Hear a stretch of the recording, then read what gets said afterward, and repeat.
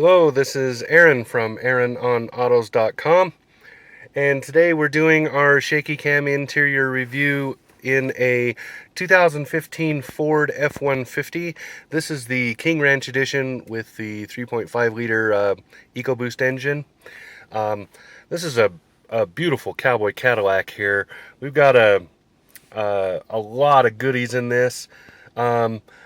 I'm gonna have to brush over them because there's just a few too many to really do this justice on a video with the format we have here. I could, unless you wanted to sit and listen to me ramble for 20 odd minutes. But anyway, so let's get started on it. This is the window and mirror controls, of course. The placement is actually pretty good, even though I normally don't like these on the windowsill because you have weather coming in and stuff. I feel like with this truck that's probably not an issue because, well, it's the King Ranch Cowboy Cadillac, so the chance that it's actually doing real work is pretty slim. All right, and the door handles. This is a unique Ford thing for their trucks. You grab the handle to open it, so you squeeze this in rather than, a physical handle or something. I like it. It feels good to me, but some people don't like it. My wife doesn't like this because she has smaller hands. To each his own. And the wood inlay, we're going to see more of this, and I'll talk a little more about it in a minute.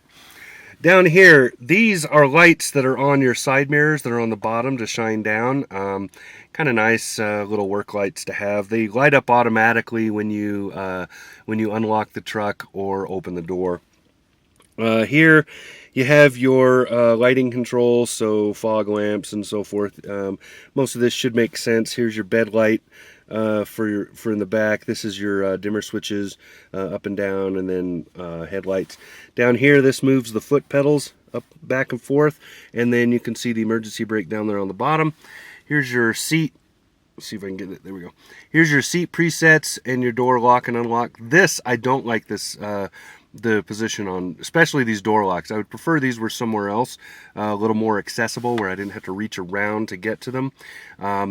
But it's not a huge deal.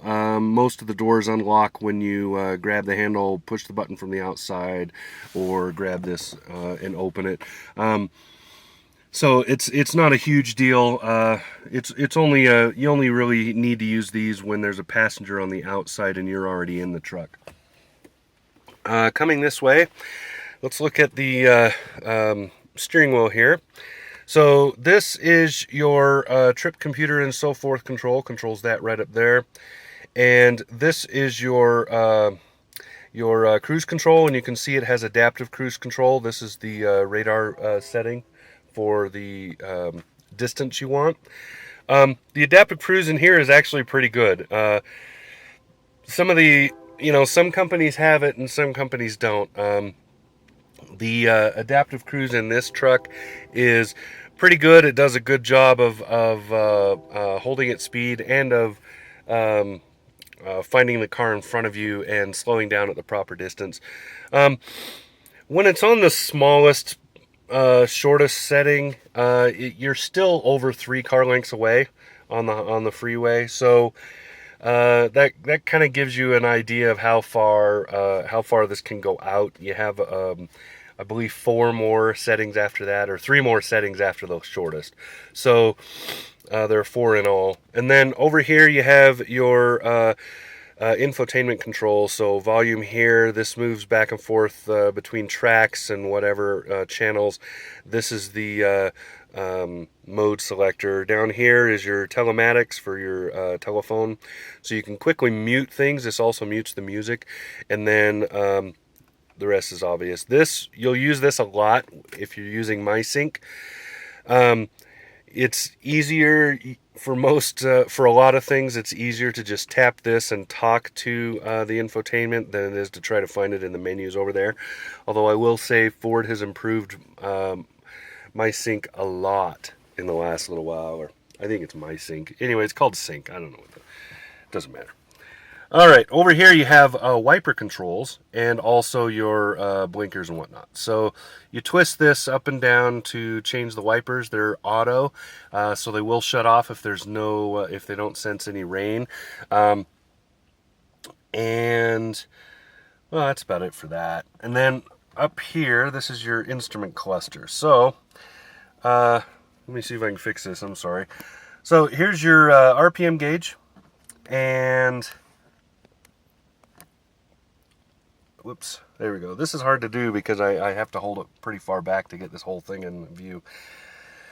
This is the speedometer, of course, and then I have it on the current trip, so you can see this is how many miles I've gone. That's the gallons I've used. That's my average MPG, etc., etc. Now this is over the entire week that I've had the truck. So 255 miles, which includes some off-road, includes some trailer towing, includes some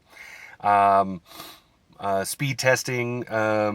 I did a couple of 0 to 60s just to see, but yeah, I'm probably not going to report them because it really wasn't that. It's not. People that buy a pickup truck don't care about that stuff. But I did do a lot of hard accelerating on the highway and stuff, with and without the trailer, just to see, all the stuff that we do, that I have to do to make sure I thoroughly know a vehicle as much as I can. Up here's gauges. These do not change, so here's how much turbo boost you're getting, fuel gauge, engine heat, oil heat, oil temperature, or pressure, and then you can flip through these menus. So let me do that really quick and just show you a couple of the things you can find. On the truck info section, you can go up and down. I use the digital speedometer fairly often. I was also using the I also used a few things like the, check the tire pressure when I had a trailer on and stuff. When you hook up a trailer, you can use the tire pressure change as a general indication of how much weight, how much tongue weight you're putting on. It's a trucker trick. All right, and then towing here, of course, I used that. I liked this, the checking the light status on the trailers.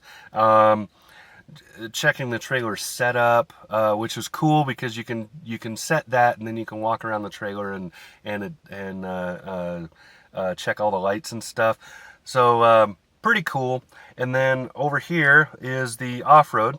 I use this a little bit, not a whole lot, because the power distribution, I'll just show it to you, is pretty cool because it shows you where the power is going. So when you're in four-wheel automatic, which is your first four-wheel drive setting, it automatically decides what to do with what and whether or not you should even be in four-wheel drive. Kind of a cool setting, and when you're just on like a dirt road, I just flip it over to that and drive down the dirt road, and it was great.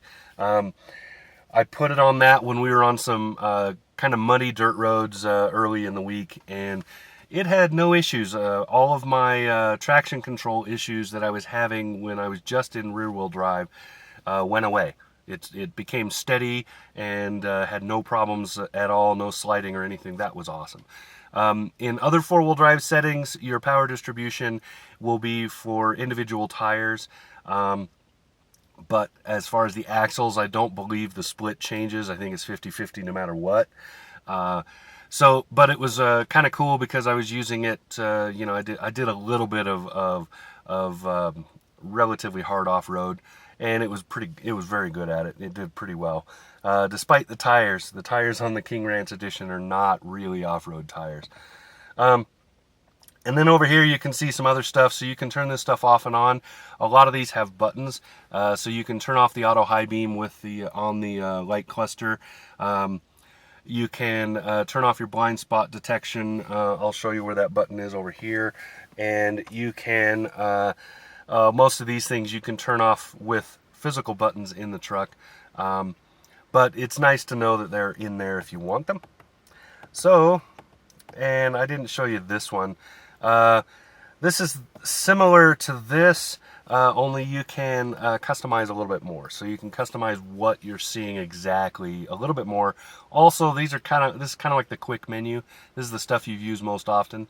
The top 2 or 3, I don't remember what it is. So kind of useful. So there you go with that. Now, moving into the infotainment. I told you there was a lot of stuff. We're 10 minutes into this, and I'm only now getting infotainment. I'm going to skim over this because, because the MySync probably just needs its own video, and I may not have time to do it this time, but I'll have another Ford, and I'll try to do it in that. So here you see these giant vents, very cool. And then here is the, right now you can see it's a Ford, so I have it on Bluegrass Junction. Get it? Yeah. All right, so I got a Ford. So you can see some of the quick buttons. Here's your hill descent and so on and so forth, traction control, whatnot. This is the 360 view camera. So when you're backing up, you see you have a 360 degree view, and then that's the forward facing camera because I turned that on. If I turn that off and I just put it in reverse, then I see the back facing camera. So you can see you can move cameras very quickly and check out some stuff. It's pretty cool. Over here you have 120 volt and 12 volt outlet. Here's your 4-wheel control, so you can see I have it in 2 high, and then there's 4 automatic and 4 high, 4 low. Lock it over here. And then here is your media controls. So these are channel presets and so forth, back and forth on the tracks, CD players down here, tuning, volume, and here's your climate controls. So you can see there's you can just set it on auto, you can set whatever settings, and then this has seat warmers and coolers, so you see I have the seat cooler on since I turned the fan off. And then here's the fan control. Now, right here is a little sync box. You see this beautiful wood again. This is great stuff. I really like the look of this cabin. Under here you have a spot to stash your iPod, whatever, and then plug-ins and 12 volt over there. And then you can cover everything up. Over here is your drink holders. This is where I've been setting my phone so I can see it. And then this is the shifter.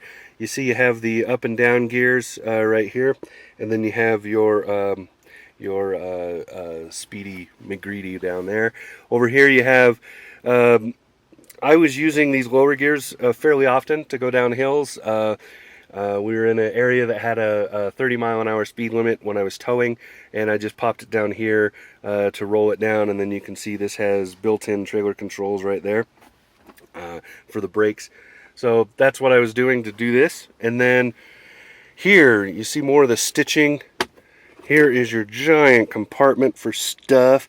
You can file holders, all that good stuff, and this just comes right out. So you can fit a lot of stuff in this storage cubby here. More drink holders here. Looking at the colors, I just want you to look at these colors in the King Ranch here. You can see the brown, the wood offsets the dark color trim, the dark brown, and then you can see the nickel, and it just kind of all comes together. The stitching is not overdone. It's very pretty. Really like the way this looks. And the back seats are huge. I don't know that I've been in a pickup truck with back seats as big as these.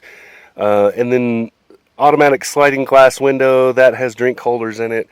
It's just a beautiful truck. Very, very well done. The only option I did not have in this truck was the sunroof.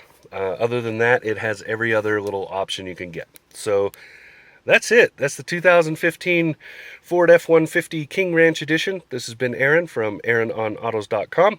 Talk to you again soon.